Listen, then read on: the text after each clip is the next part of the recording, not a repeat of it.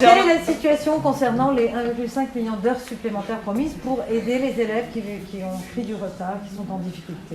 Pour l'instant, ces heures supplémentaires pour aider les élèves ne sont pas au rendez-vous dans 50% des établissements. Voilà, à peine 50% des établissements ont ces heures à disposition et donc peuvent lancer les profs sur des projets d'aide aux élèves sous des formes diverses et variées.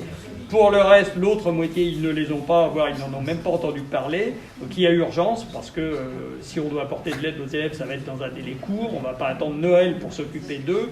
Donc il faut que le ministère trouve les moyens techniques auprès de ses rectorats de tenir ses engagements et de mettre sous 8 jours ces heures à disposition de tous les établissements qui en ont besoin.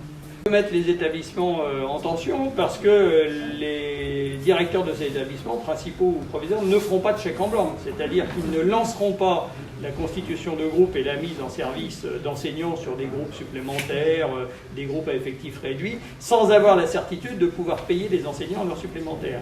Donc là, il faut que le ministère assume, du point de vue de la gestion, ses engagements et donne vraiment les établissements en dur, et de manière solide, des heures supplémentaires qu'on leur a promis.